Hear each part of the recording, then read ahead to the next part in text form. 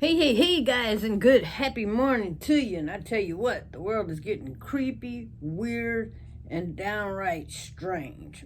And right now, I am watching the movie The Stand. And I tell you what, I've seen it a few times, but I think it is eerily almost accurate to what we're going through right now. And I noticed something in the beginning that I never really paid attention to before. And in the very beginning of this movie, it says, this is the way the world ends. This is the way the world ends. This is the way the world ends. With a whimper, not a bang. So, yeah, something to think about. Because I'm one of those people that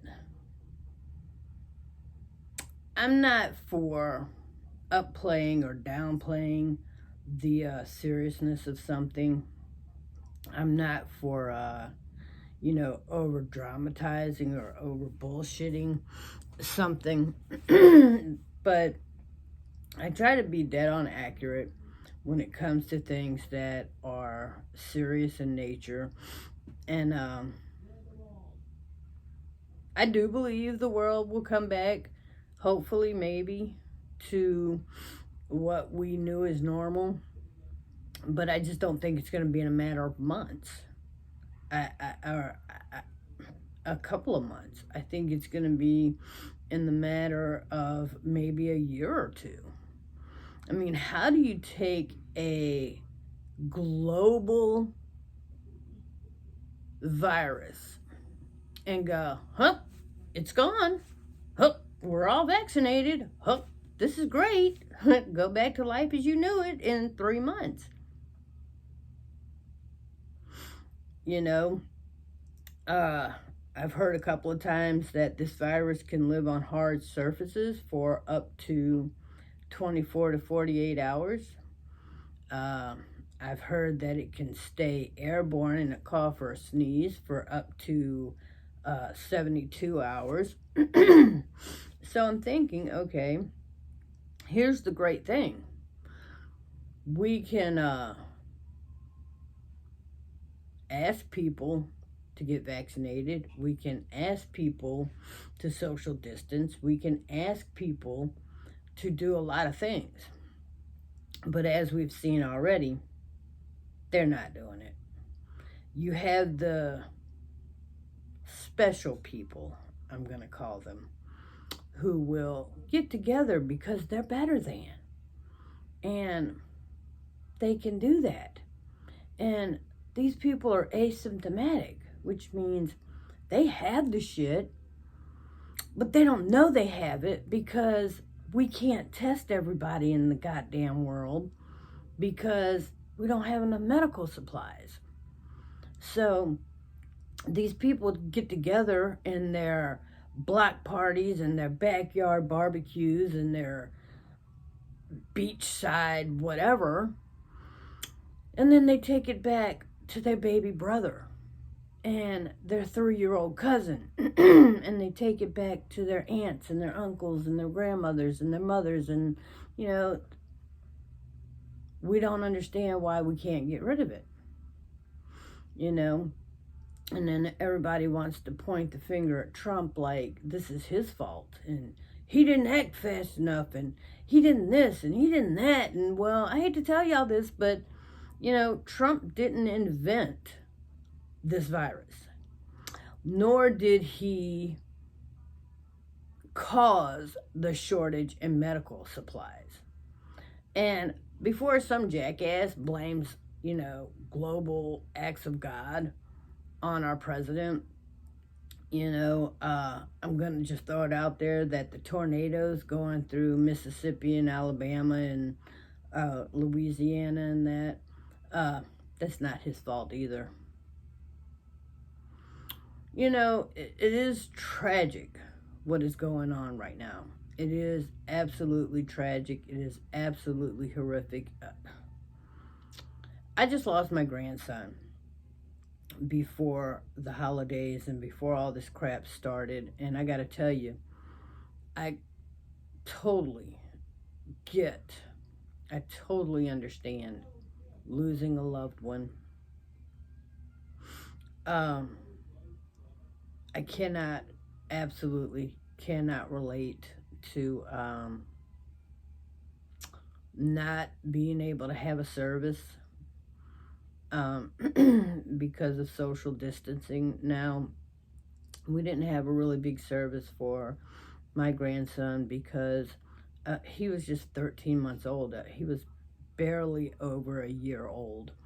And we did not have life insurance on him yet. That was all in the makings. But we didn't at that time.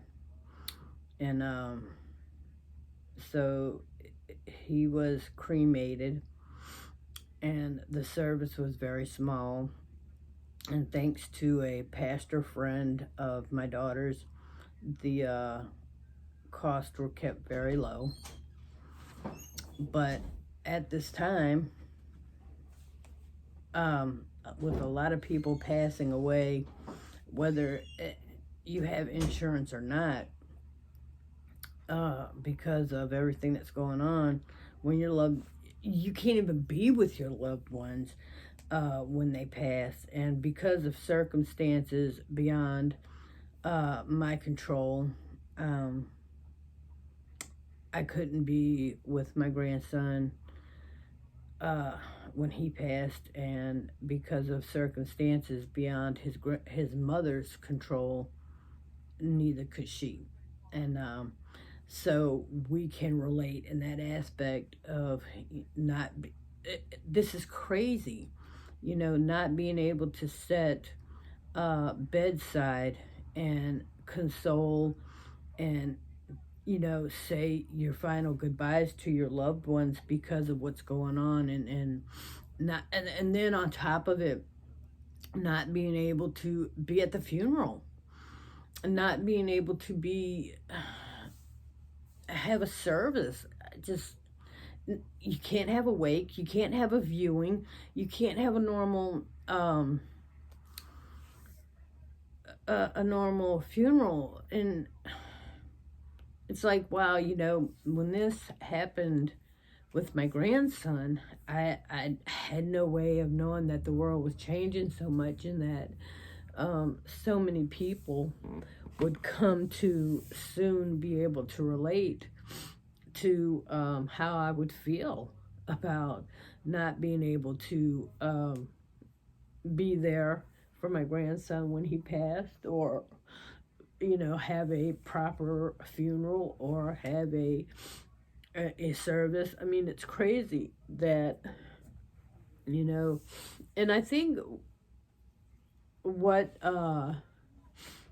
they say is true, that everything you go through prepares you for the next step in what's to come. And I think going through that with my grandson has truly prepared me for being able to understand all these people, all these hundreds of thousands of people around the world that have lost someone that they love, and not being able to have that final closure, that final goodbye, that final funeral.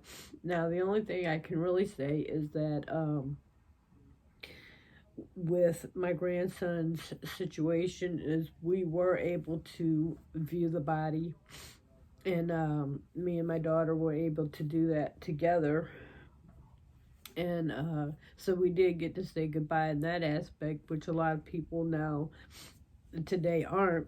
So, even though we couldn't sit bedside with him, and y'all can't sit bedside with your loved ones, I can relate there. I can also relate as far as not being able to have the funeral that you wanted. But it's so crazy, and things are changing so fast, and everybody keeps saying we're all in this together. And I'm gonna tell you honestly, again, I don't want to downsize crap, and I don't want to over bullshit it, but I don't feel like we're in this together. I feel like we are all sink or swim on our own. And don't get me wrong, I appreciate the money the government's given us, but Also, from what I'm hearing, and I don't know how true this is. I have absolutely no idea how true this is. But what I'm hearing is we're going to have to pay this money back when we file taxes at the end of this year. So, be prepared for that. Again, I don't know how true it is, but if, say you are a single person and you got your $1,200 at the end of the year when you file taxes, if you're due $800, they're going to keep it because, they feel like you already got this taxes. But I, again, don't know how true that is.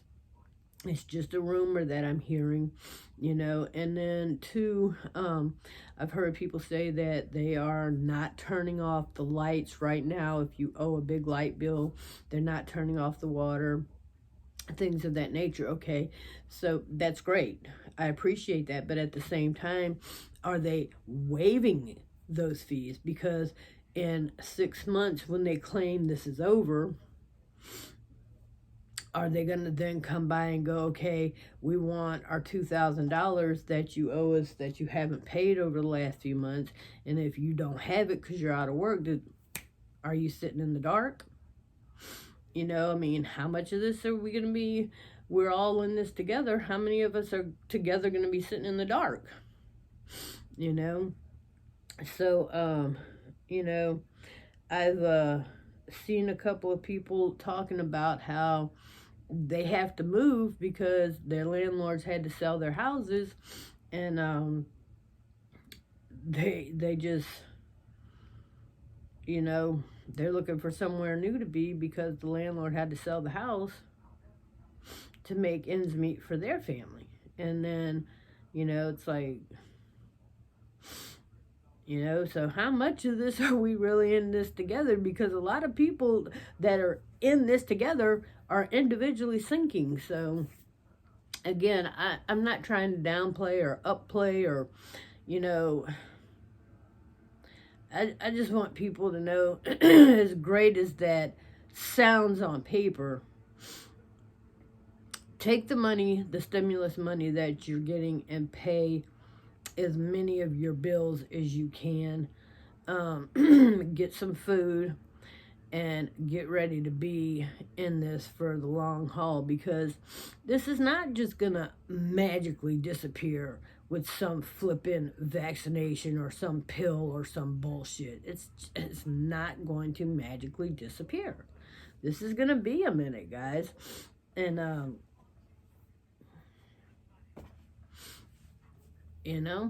it is what it is, but just prepare yourselves, and for God's sake, for the love of God, people, stop hoarding toilet paper. And stop flushing diapers, okay? Stop flushing wipes, stop flushing napkins, stop flushing paper towels, stop flushing diapers. And if it's not toilet paper, for the love of God, people, don't flush it. Seriously, just don't flush it.